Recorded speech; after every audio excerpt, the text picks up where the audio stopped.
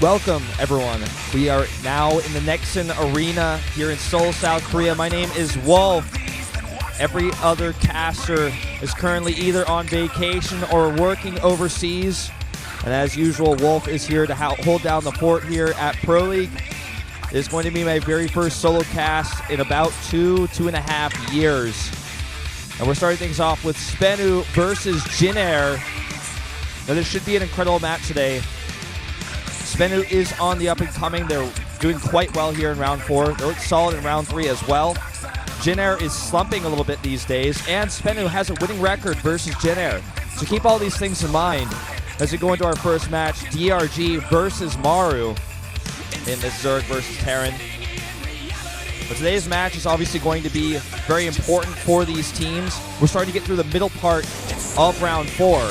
So every point matters. We're starting to see where these teams are, where they're going to be. You know, we're at that point where if you mess up too many times, you lose too many of these matches, you lose your chances at the playoffs. And for those teams who don't actually already have enough points to go to the grand final playoffs, then, you know, you're starting to get a little bit stressed because you might actually lose, you know, these points, lose these matches, and then not be able to go to the grand finals, and then have to play the rest of round 4 knowing that you're a failure, knowing that you'll never make it.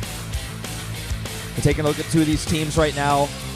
Zashada Myungshik did advance out of Star League just last week. There's Legend. Talked to him briefly before the broadcast. Doesn't think his team is going to win it realistically, but obviously is hoping for a good result today. The symbol on the right side, Rogue, will be playing today. His team loves him. There's Terminator, someone we will likely not see today, but someone who definitely helps train and is a great backup player for the team. Well, this match, like I said, is important. We are going to have a second match later on tonight as well, with CJ versus Samsung, so be sure to tune into that one. It's going to be a long night here, a fun night. I think both matches actually could go the distance. We'll see. Now, looks like we're going to take a look at our viewpoints here for today's matches. There's Hyungkyung, the very beautiful, the very great host that we have here at Pro League. Does a lot of interviews as well as kind of giving you guys the general idea of what is happening. Before we go into those overviews, let's take a look at our team rankings. SK Telecom T1, undefeated, currently with a 3-0 score. They have not dropped a single map. Coming up in second is CJ Entis at 2-1 with a +3. Samsung closely behind them at 2-1 with a +2, and SBENU in fourth. Now, JIN Green Wings will be playing this first match against SBENU, who's down there at 1-2 with a -3 score, tied currently in 6th with KT Rolster. You know, not a good place to be. They need this win. This is very important for them to get the best seeding possible. And here are our winners' rankings. Hero and Zest currently tied at 17 wins up there. A very similar win rate as well, just 2 losses off for Zest. Looking at, let's just see, Bjell is a close 3rd place with 16 wins. Maru at 15. It's potential that if he wins today and then plays in the ace match, he could catch up. Other notable players in this list. Flash, 17th with a negative record. Dream just above him with an insane record, 10-3. Even Younghwa in there, 8-8 this season. It's shocking to see Kura's actually played 15 games. It doesn't seem like he plays that much these days. Okay, let's take a look at today's matches. DongRaeGu versus Maru to start things off on Coda. They're going into Jakji versus SOS on Bonnie Research Station. And then a bit of a more controversial map with Bomber versus Trap. A lot of people saying Bomber could actually take this one. A lot of the Korean commentators favoring him here. But he is in a bit of a slump right now, especially in this matchup. Trap looking so-so. But the map is Iron Fortress, a large map. And we'll see if that new meta PvT is what we're going to be seeing on this map, or if it's going to be more old school. And to finish things off, if necessary, that common, ever so often seen Zerg versus Zerg on Cactus Valley with Curious versus Rogue. And the last match of the night, if necessary, the ace match will be on Echo. So a solid lineup of matches today. All types of matchups. You get to see basically the 3 cores, TVZ, TVP, and, you know, I guess only those 2. And then, of course, the DVZ down there. But TVP, I think, is a matchup a lot of people are really excited for in Korea right now because the matchup is changing so much. SBENU does have a 2-1 winning record versus JIN this season. The second viewpoint is, if Maru loses today, it will be his 2nd time losing 3 straight games since his debut in Pro League. So we had this last time he played. It didn't end up coming out, but if Maru loses today, It'll be the second time ever he's lost three games straight in a row. So it's kind of a weird viewpoint, but in Korea we have all these really insane statistics and all these sorts of things that come out, like what is going on with these players, like how many times has he ever lost 3 times in a row? And the idea is not more about, okay, it's the second time he's ever going to lose 3 times in a row. It's more of the fact that, wow, he's only lost 3 times in a row once in his career. That's insane. Everyone goes through slumps. Everybody has hard times. And everybody struggles through periods of time. You know, look at Flash. This season, he's looking really, really rough. He did kind of turn things on. He's just sort of, I'd say, making a bit of a comeback recently, but he hasn't looked as solid as he did in perhaps previous seasons. DRG, one of the best players in the world, slumping for a long time, now being fielded consistently in Pro League, getting some big upset wins. The poor guy did not end up getting that 3rd win for his team, though, in round 3 to bring them to the playoffs, so they weren't able to do it. A bit heartbreaking, but that team's been through a lot. SBENU has been through a lot. There was Startail. They kind of were carried by Life for quite some time on Startail. Then, of course, they lost Life. They became SBENU. And just one more quick reminder here. In order to maintain a clean esports environment, the clock has been removed. The in-game clock is no longer being shown in Pro League. Now, DRG, 5-2 this season. That is incredible. Looking at where this guy came from and how tough of a season he had the previous season. This time's transitioning into foreign teams, leaving MVP. Now finds a home on this team. He's evened up his Pro League score at 14-14. He's taken 1 win versus Terran. Including unofficial matches, he is 4-7 versus Maru. And that's played in 4 ace matches, 1-3. A lot of Korean commentators think he might be able to do it today. I know for sure Coda voted for him. Now, on the other side of things, Maru, one of our most winning players. So with 2 wins today, playing in an ace match, he could tie the top place. But he has a losing record currently versus Zerg at 2-5. He's played 12 ace matches and won 7 of them. Nearly a 1.75 average kill rate. This guy is deadly, and he's trying to hold JIN together in their hardest time they've ever had in Starcraft 2 Pro League.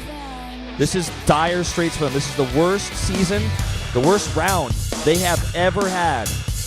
Losing 2 finals, round 2 and round 3, losing both of those. Can Maru hold it together? Can he bring this team to a 1-0 score versus DRG here? Let's find out right now on Coda.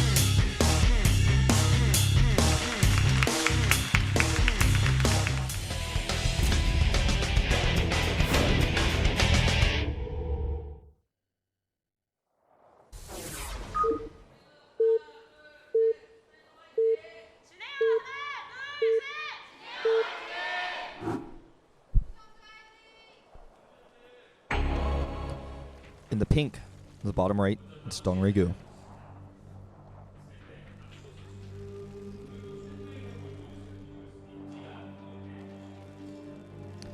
To the top left in green, it's Maru.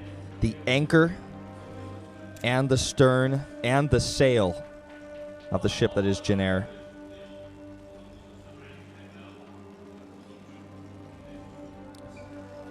So this is the first match. Starting things off on Coda, 2-player map. And let's see how these 2 players open. So talking a bit of history, DRG, a player who made his big career, big name for himself a long, long time ago. He was on the team MVP. His nickname was the Final Boss because he ended up playing in ace matches every time and was able to carry his team because in the GSTL format, you guys want to talk like old school history, the GSTL format was all-kill format every time. There never was the Pro League format. There never was the send 1 player on 1 map, see what happens. We get a map list, we send these players out. It was every time, just like our playoff format, going to be a, if this player wins, they stay up. If the other player loses, they go down and send somebody else out. So oftentimes when DRG's team was doing badly, they would send him out in 4th, and he would carry, often reverse all killing or defeating several players and was able to secure them the win. Back then, he was also a champion, defeating his teammate Genius. In the GSL in 2012, I believe it was, maybe Season 1 of 2012, perhaps Season 2, one of those back then. So this guy is a GSL champion. He was one of the best, most famous GSTL players of all time. Then he went through a slump in his career, had some time playing on a foreign team, has now returned to Korea, is now on SBENU, one of our most well-funded teams, as well as SBENU being a sponsor that funds all tournaments in Korea. Not only just Starcraft tournaments, also funding a lot of League of Legends, Starcraft 1, Starcraft 2. The GSL has been funded by SBENU. The Star League has been funded by SBENU. So, big sponsor. And looking at Maru, of course, he's come, he did the opposite of DRG. During the times when DRG was dominating, he was the kid on Prime who very rarely ever played until he became one of the Fantastic Four of Prime, along with Byun, Marine King, and Creator. And then decided that it was best for him to, as Kespa started to take over, move into a Korean team. So, or rather, a Kespa team. And picking up Maru was the best trade. I said this with Valdez on day one we were casting last year. Best thing that ever happened to Jin was picking up Maru, and it stayed true. He's advanced in his career so much. He's a multi-time champion, one of the most winning players in Pro League, not only this season, but last season as well. Let's talk about openings a little bit here, because I didn't get too deep into it. We do have a pretty early gas coming out for DRG, which is scouted by Maru. It's important for him to know this and also see the hatch timing, because he went for a CC first. So now he knows what he's up against, can play accordingly. And the question is, what is his follow-up?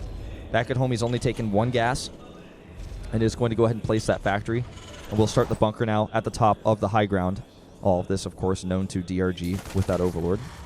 And Maru just pushing that away. Overlord just trying to get up on that pedestal. Get better placed. Bit of a misplace here. I was going to say, is that a bug? That was a bit stressful there for DRG, no doubt. Drawing his attention away. DRG often a player who gets emotional. He's a player that, I said he was the final boss. Before his slump started at the very end of GSTL, there was a famous moment when he was the ace player for his team to go to the grand finals that was going to be held in Busan, which is DRG's hometown. And he ended up losing in the round of 4, so he didn't end up going to the finals. And just the next day, because both the GSTL finals and GSL finals were going to be at the same time, it was the MC Seed finals, if you remember that, and the Slayers versus Epic So finals, where Slayers got all killed by Gumiho. So if you remember that sort of history, remember this time period, DRG failed in being the ace player for the GSTL and also got knocked out of the round 4. And I felt like that was one of the times where DRG kind of slipped into the shadows and kind of disappeared. It was a very dark time for him. Then he ended up being a player for the ace player in GSTL quite a lot and kept failing, so he eventually kind of got benched for that. He disappeared for a while and started making his debut in Pro League. Played decently last year at the start of things, then kind of slumped again, and is now on the up and coming again. So, just talking player histories here, DRG definitely someone to take very seriously at this moment in time in this matchup, especially because Maru has a losing record in this matchup. And his opening here is going to be Banshee play. Hellions coming up here to scout, get a little bit of information of DRG's third base. Of course, it's not there, because the meta has shifted quite a bit in Korea. I'd say more often than not nowadays, believe it or not, we actually have 2 base layers into Mutalisk. It's a safe play against the aggressive Hellions and Banshees, and oftentimes, if the Terran is not responding well, you can actually straight up kill him with it. Just ask Maru when he played on, I believe it was King Sejong Station in the round 2 finals, playoffs I should say, playoff finals, where he played against Biel, and Biel was able to defeat him with a 2-base Mutalisk build as he was trying to transition into mech. Not going to be mech this time, of course, from Maru. He's no innovation. A good attempt to deny scouting here with this Viking, but the Overseer comes in at just the perfect time to see the additional barracks being added, as well as Stim being researched. Not only that, he will see the 3rd CC, so he has all the information he needs. But keep in mind, this is a bit of a time in the meta, not only inside of Korea, but outside of Korea, in foreign tournaments, where mech is becoming a lot more popular. It's being considered a lot more viable. In fact, many people in the foreign scene are saying that it's too strong. So it's important for a player like DRG, who's already going for this 2-base layer timing, to identify very early on what it is that his opponent is doing, what it is that his opponent is teching to. Spire is nearly done, and he's also rushing out a burrow here, leading me to believe he will be using some burrow banding traps with those Mutalisks. And now we'll actually catch these Hellions here. Never walk into a line of sight blocker if you don't know what's there. Ever. Just don't do it. How many times do I say this? How many Hellions have to die before people learn? All the Hellions went down. Maru no longer has any map control, any map vision. And now look at this. Instantly, DRG spreads his creep in a million different directions. 8, 9 active tumors. Burrow nearly done. And he still holds the watchtower with banelings as well this time. Send Marines in that watchtower, you're going to regret it. I'm going to check, verify. Yeah, no baneling speed. It's been quite delayed here. He's been spending most of his gas on these banelings. Mutalisk and the early +1. Even the rushed burrow costs some gas. Now, he's setting up an early trap here with these Mutalisks. As I mentioned before, this is a great plan. And Maru with a bad control mistake here. Nearly losing Medivacs. Look at this bait! No! No! He loses so many Marines. So many Marines go down, and DRG is controlling this early game. He's playing out of his mind right now. This is when a plan comes together. The Banelings, considering holding that watchtower, it looks like you might actually hide them on the other pathway. If Maru decides to go around there, they can get vision. They can also do damage. But the most ideal place to put a Baneling landmine is on a ramp. It's where the Marines are going to clump up the most. Any sort of ramp, any sort of choke point. Ramp sometimes less obvious for Baneling landmines. All right, 1-1 is finished here now for Maru. Keep in mind, DRG has no upgrades. Besides the +1 for his Mutalisks, there's nearly going to finish. He's adding a macro hatch. Looks to be adding a 4th base to the bottom left as well. Not yet. Was poising for it. This could be the sickest drone scout timing of all time. Okay, Maru drops here, expecting there to be a 4th base based on this playstyle. And look at this. Actually, I don't even think he's going to cancel that. No way. That was just bad luck. He was looking elsewhere. Supply-wise, you can take a look at this and see DRG has actually pulled up to 75 drones. That 4th base is going to be an important transition point for him. He's going to need that. And as you can see, as the Korean Observer is highlighting, the evolution chambers are just now being added for DRG, and Maru already has 1-1. So this is going to be a problem in the long term. But again, this drop gets shut down with this many Mutalisks out, being used now defensively. He loses his medevacs. There's no escape. Scan goes down here. He's starting to push the creep back, which is, by the way, already past the watchtower. With that early Hellion kill, with all those lings early on, it's so easy to actually spread creep. Because there's no way to deny the queens. We don't have those Hellions on the map. No way to deny the tumors, because even the queen's probably not going to die to the Hellions, right? But you don't want to be wasting energy while the Hellions are targeting down your tumors. And look how thick it is as well. Even with that scan there, we got a few more tumors. It's not going to wipe that off the map. Not going to clear it off the map.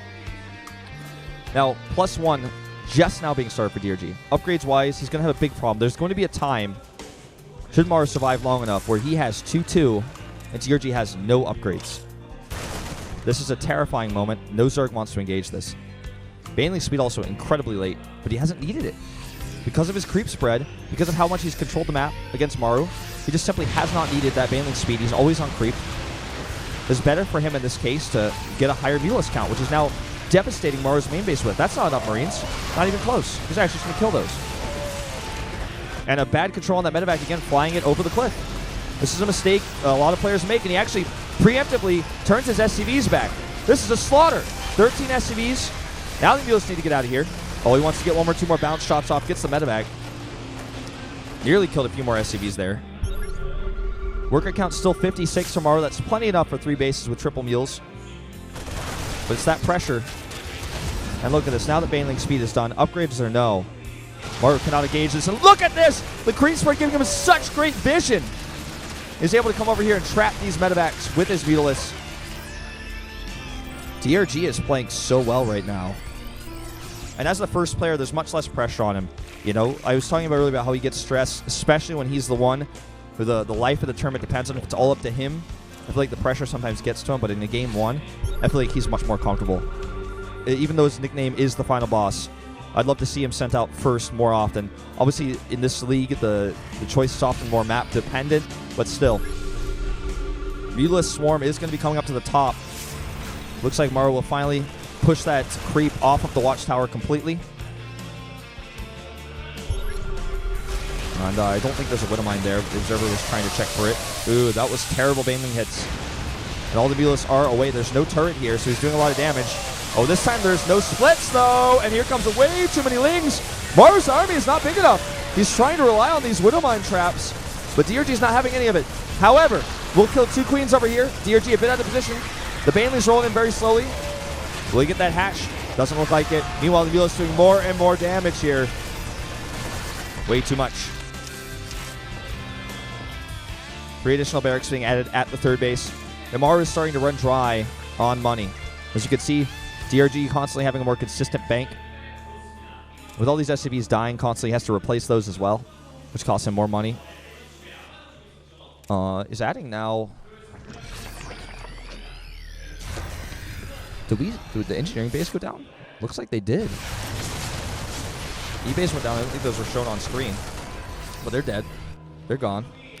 So he has to add another eBay. And this is important for DRG because there's already a whole set of upgrades down. Was briefly 2 sets down. But this means that Maru's not going to be able to get both of his upgrades as quickly as he would have liked to. Mulis are going to find a medevac here. Perhaps a Marauder. Nice pickoffs there. And a free kill. DRG, I have to say, not doing the best job of replenishing his creep in the middle of the map. But the sides of the map, he is pushing it through. And he still has a decent amount. I mean, he's at the halfway point. He's right on the edge of the watchtower. And since Maru has been pretty consistently controlling that recently, especially with those Widow Mines, it's a bit tough to get that on. But if he could just make that thicker, if he could actually push that across the map again, taking a 4th base would basically be out of the question for Maru here. Oh my god. I thought he knew about those. Turns out, no, he doesn't. Okay, big attack over here. There's no Mutalisk nearby, so they should be able to escape. I just want to point out there are 50 Banelings on the map to 67 Marines. He nearly has more Banelings than there are Marines. With a few good hits, that would absolutely happen.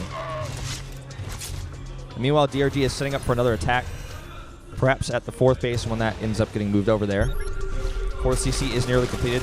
Maru is continuing to drop, and with those Mutalisks losing so many hit points earlier, and oh god, he's going to lose even 2 more of them, it's tougher for him to shut down these drops. Now Maru is maxed, and he's going to have these good upgrades to fight with. DRG's 2-2 are not done yet. And keep in mind, this Baneling attack over here, this Ling Baneling attack, means less units at home to defend. So he needs to do critical damage with that. Look at those hits. Not good enough. Not on those Marauders. A ton of damage being done here. But realistically, can he stop Maru's attack? It looks like with 64 Lings on the way, yes, he can. And Maru will move back across the map. His Baneling trap, decent. Could have been better, but not going to complain about that one. Units lost here, you can see Maru losing quite a lot of resources for a Terran player. That's more of the issue here. If you look at his 55 SBs, you're like, wow, Wolf, he's fine on 3 base. I mean, he's got a 4th base coming up now. He's got 4 mules at a time dropping down. But all the resources he's lost means he always has to spend this money to replenish. And then gives more time to DRG, who can mass Banelings versus a nearly, well, it was initially nearly a pure Marine army. Now a lot of more Marauders have been added into the mix. 3-3 is on the way for DRG now. +3 attack nearly finished for Maru, but the production here is being capped. Here's that good splitting that we've been looking for. Okay, tons of Banelings just finished. 5 more on the way, and a lot more Zerglings to accompany them. He's got so many hatcheries here. Okay, trying to bait the Widow Mine shots here. First, into the army. Not happening. The Thor goes down, though. The Widow Mines are on cooldown. Here come the Banes. Good splits here for Maru, but he gets pushed back. And his economy and his base, you know, is in tatters. He cannot replenish this army very easily. Knows how he's starting to look very, very thin on these engagements. Losing his medevacs. And here come the Mutalisks, pushing this army back. And this base may have to lift, may have to evacuate it. Look at this. Now going to start to lose all of his SCVs here. Even a small group of Lings can actually help out, taking out that turret. So many SCVs going down. And DRG now stabilizing. 5 bases up. 5 base economy. +3 attack is done for Maru. Wouldn't mind with 18 kills. Would love to, you know, totally clear that up. Maru moving across the map now again, using these Thors. Almost as damage soaks for the Banelings more than anything else, because the Mutalisks are just simply not there. They're constantly harassing the main base. He's going to take out an orbital.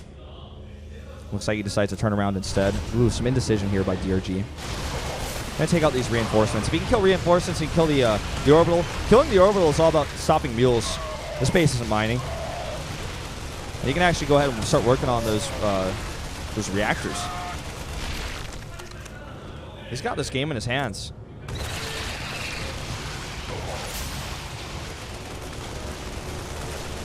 Orbital getting low. 666.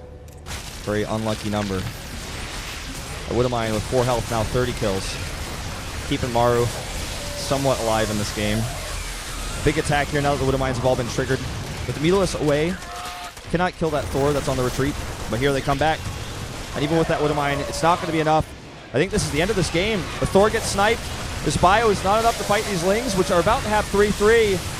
And that should seal the deal. That should end the game here. DRG has done it. He will bring SBENU into a 1-0 lead. And Maru will lose his chances of taking first place in the winners ranking. And it's been a poor anchor for his team here to start things off. A scan, the GG scans, checking saturation.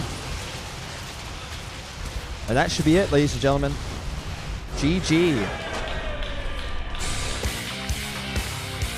DongRaeGu does it, takes the momentum, takes the lead. Comes in, gives JIN a pat on the back.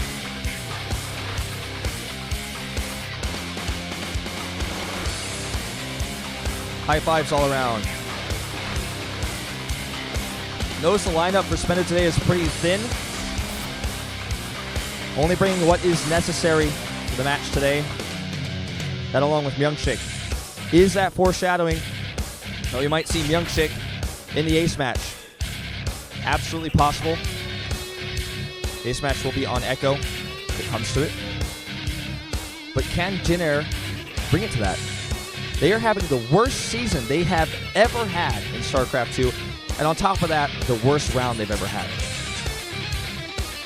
Wipe that smile off your face symbol, because this is not over yet. This is a rough time to be a JIN fan, to be a JIN player. So a lot of JIN fans in the studio today, just taking a look back behind me, looking down. You guys can see part of the crowd there as well. The right side is the JIN side. It's the side where all the JIN fans are there to support. Loud cheers going into these games that Maru was not able to deliver. Now, JIN versus SOS will be game number 2. SOS, a player known for his